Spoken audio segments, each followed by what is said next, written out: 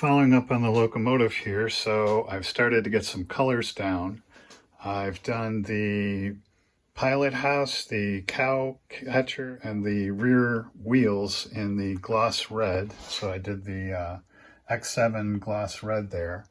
And then I just used this sky gray to do these, I don't know what you call them, running boards or whatever on the side of the locomotive. And also those gray rectangles that'll go on the side of the cow catcher. And then once these dry, then I'll mask those and then do the outside of the wheels in probably steel. And then I've masked all of these wheels and I'll hit those with the steel as well. And there's that piece up front. And I primed that as well, so that's on there now. And then here's the steel on those wheels, as well as on the sides of the cars, I guess, that hold the wheels. So you can see here those assemblies are done now. And then you'll see here those brass lines that run along the side, as well as the general sign. So I made supports for those, and I'm going to use rigid wire for the lines. And then I made some generals on my computer, just printed those out. And then here's a test fit of that line on the side. And then for these brass decorations, I guess they are up front, as well as the supports for the cow catcher, I again used the rigid wire to create those brass parts up front, and then some scraps from the spares box to create the supports for the cow catcher. Then after I masked and painted the locomotive in the Tamiya gloss black, and I attached that front wheel assembly and then did the rear wheel assemblies, and they're not going to move, it's going to be static, so I just glued all that in place. I thought about this for a while. I'm like, how can I do this? And this is what I came up with, so we'll see if it works.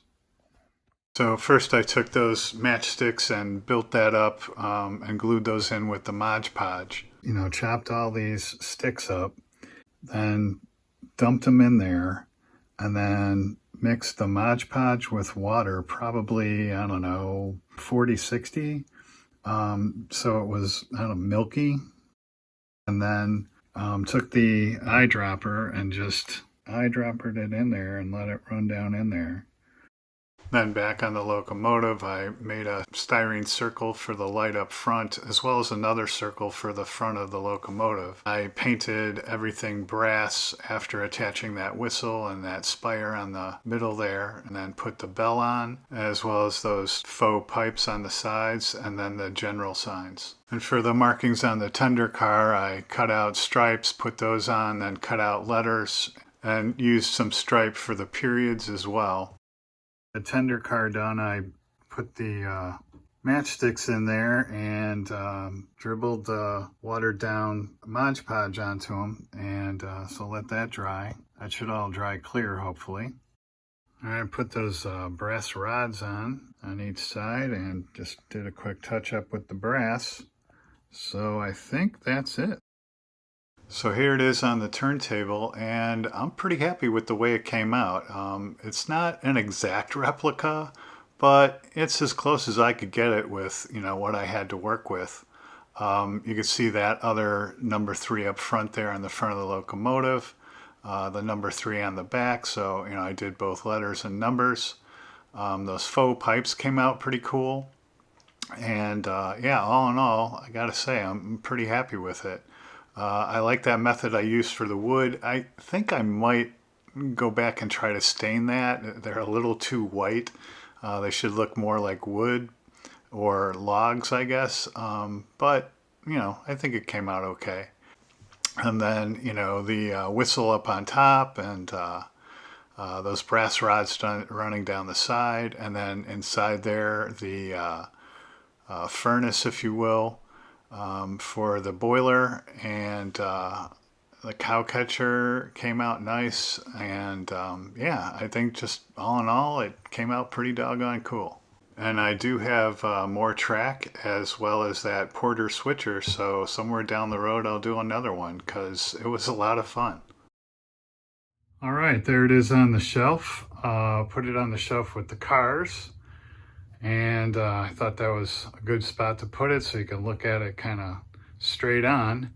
And you may recall I got this at the Grays Lake Antique Fair at the Lake County Fairgrounds, and I went there again today and I got a stash haul. All right, so here's the stash haul from the Grays Lake Antique Fair at the Lake County, Illinois Fairgrounds. And I went back and the same vendor was there who sold me the original kit. And so I did a 4-model deal with him, and I bought another one of these, and I think I'm going to gift it to someone who made a very astute comment in my first video. And you can probably figure out who that is, but I'll let him do a video on that if and when he chooses. But I'm going to gift this one to someone. And then I got this Grumman, Glencoe Models Grumman J2F2 duck. I had actually seen one of these at the Northern Illinois Air Show and thought it was really cool, and that caught my eye, and so I got that.